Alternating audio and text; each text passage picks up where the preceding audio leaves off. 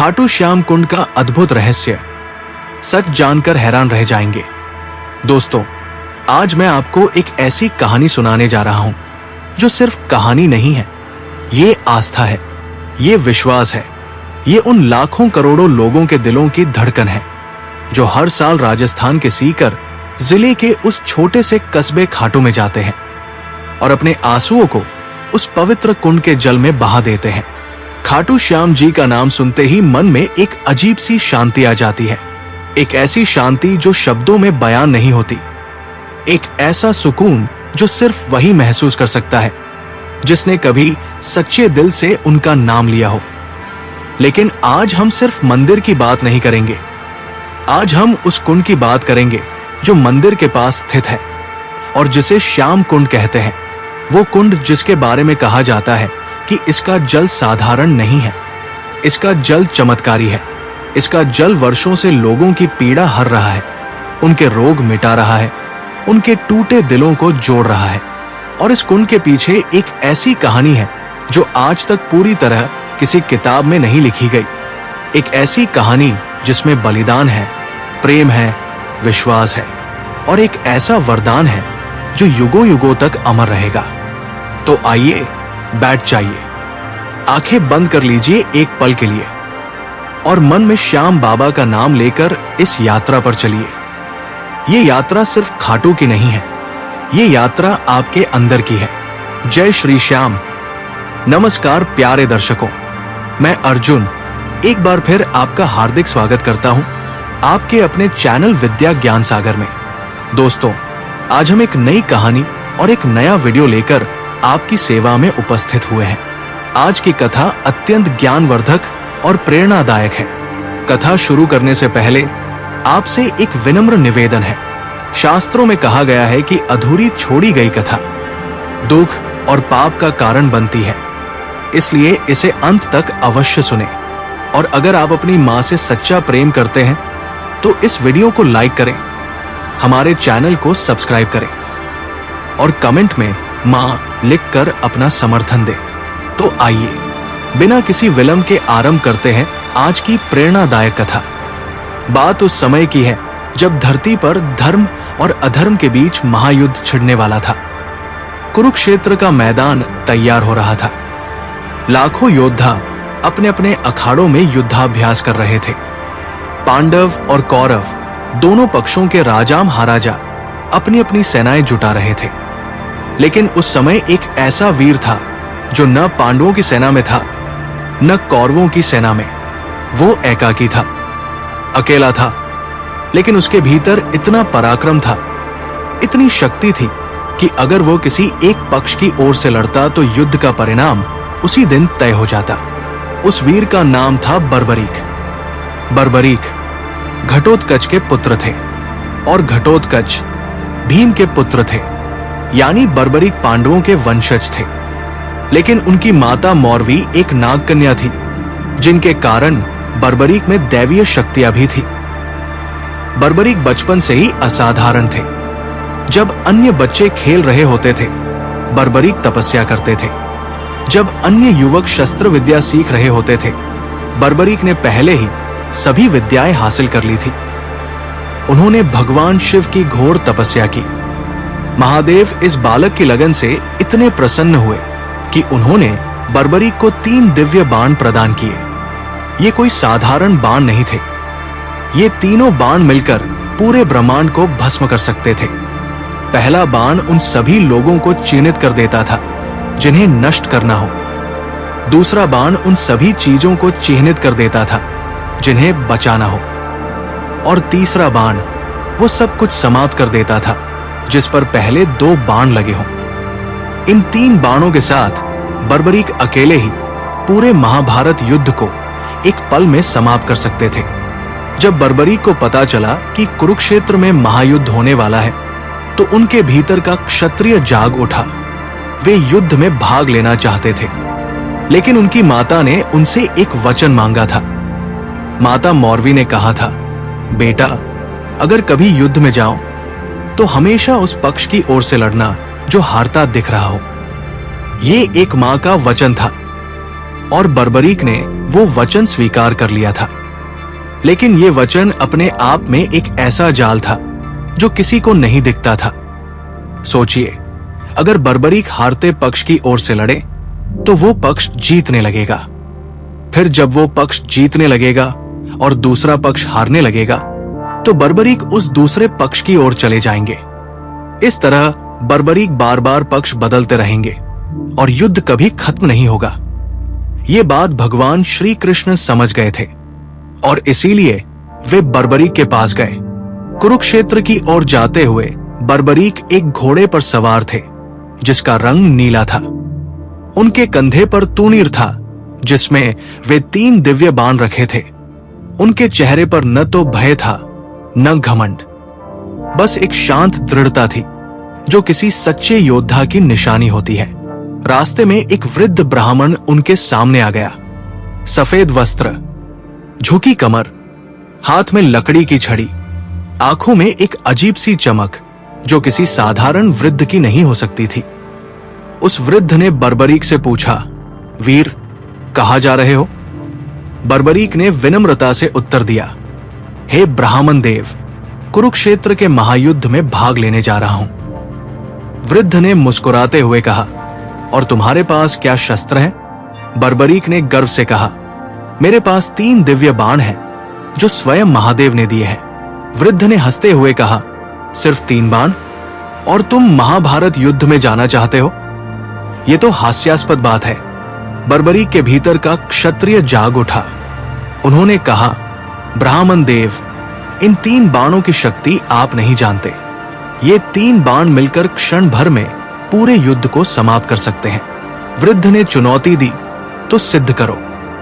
वो सामने पीपल का पेड़ है, क्या तुम एक ही बाण से उस पेड़ के सभी पत्तों को चिन्हित कर सकते हो?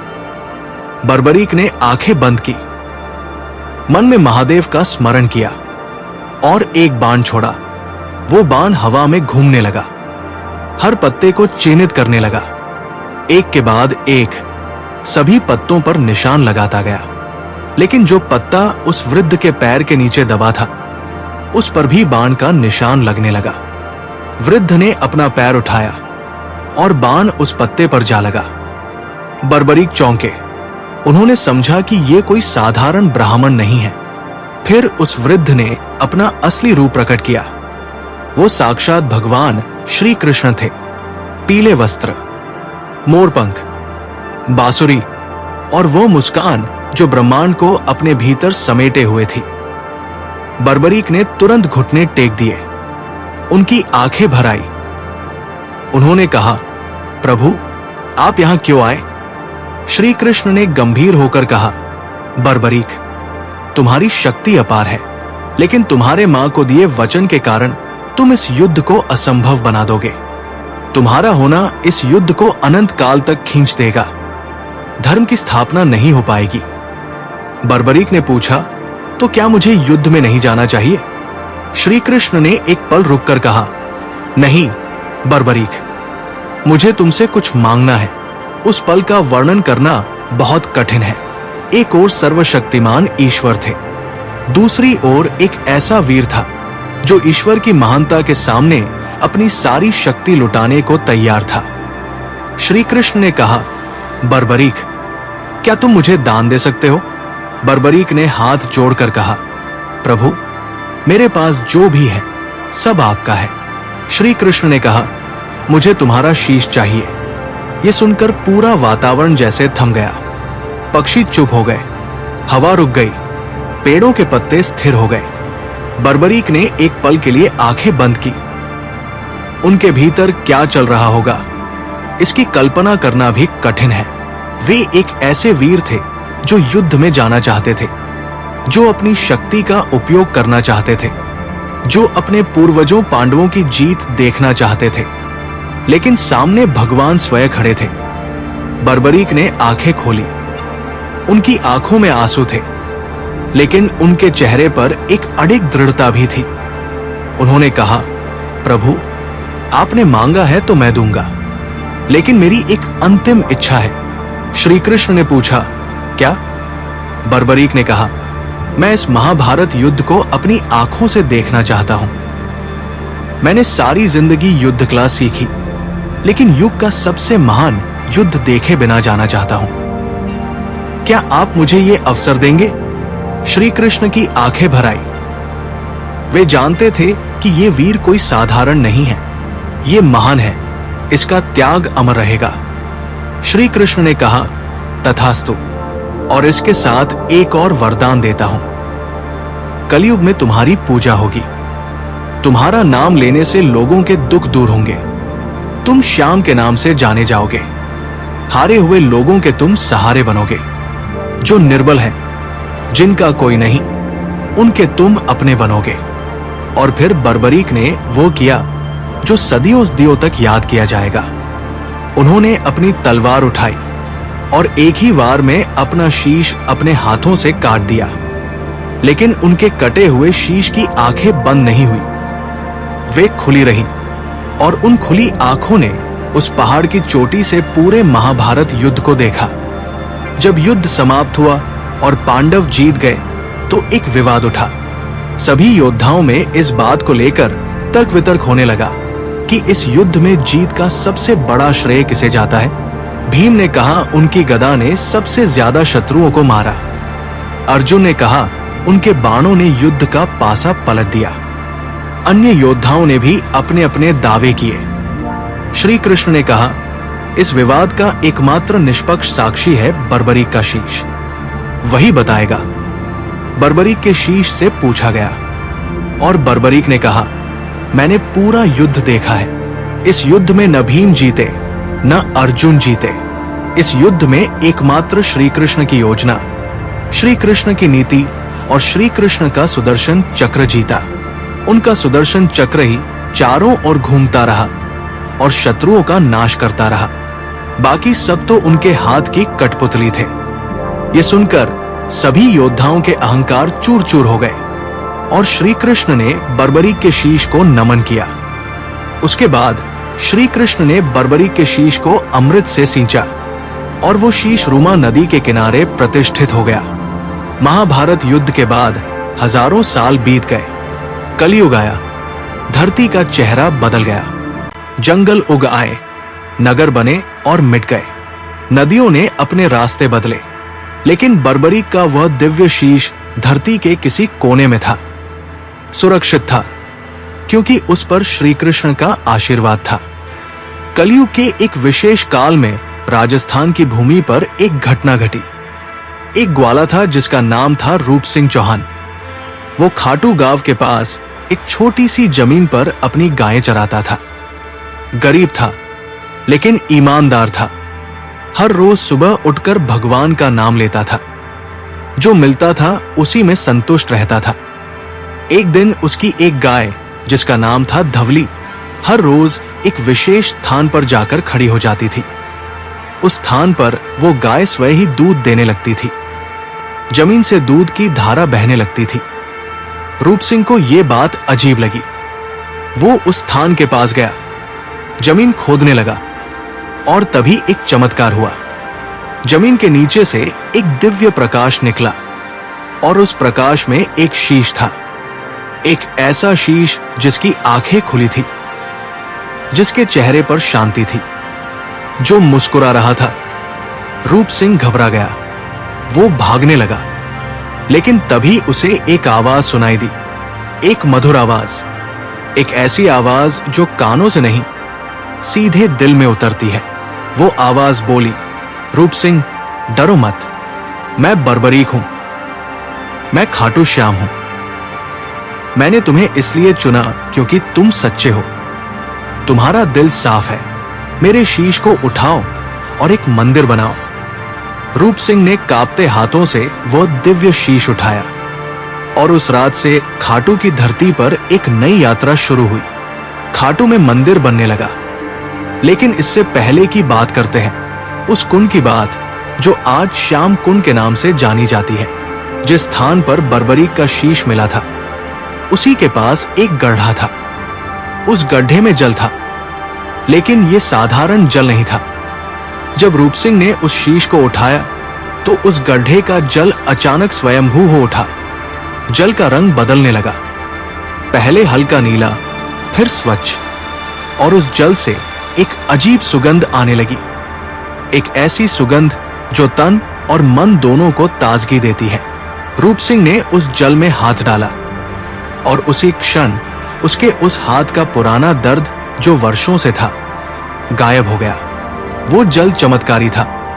ये वही जल था जो महाभारत के बाद जब बर्बरीक का शीश यहां आया तो उनके बलिदान की शक्ति इस भूमि में समा गई थी।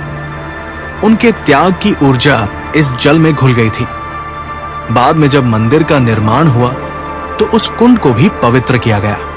उसे श्याम कुंड का नाम मिला और तब से आज तक उस कुंड में लाखों श्रद्धालु स्नान करने आते हैं। अब आइए बात करते हैं उस रहस्य की जो इस कुंड को इतना विशेष बनाती है। खाटू श्याम कुंड मंदिर के उत्तर पूर्व दिशा में स्थित है। ये एक आयताकार कुंड है जिसमें सीढ़ियां नीचे की ओर जाती है। इसका जल स्वच्छ है और इसमें एक विशेष प्रकार की महक आती है। लेकिन इस कुंड के बारे में कई ऐसी बातें हैं जो विज्ञान भी पूरी तरह नहीं समझा पाया। पहला रहस्य यह है कि इस कुंड का जल स्तर कभी नहीं घटता, चाहे कितना भी सूखा पड़े, चाहे गर्मी कितनी भी भीषण हो। यह कुंड हमेशा भरा रहता है। दूसरा रहस्य यह है कि इस जल में स्नान करने से लोगों को असाधारण लाभ होते हैं। चर्म रोग ठीक होते हैं, मानसिक शांति मिलती है, थकान दूर होती है। तीसरा रहस्य और भी गहरा है।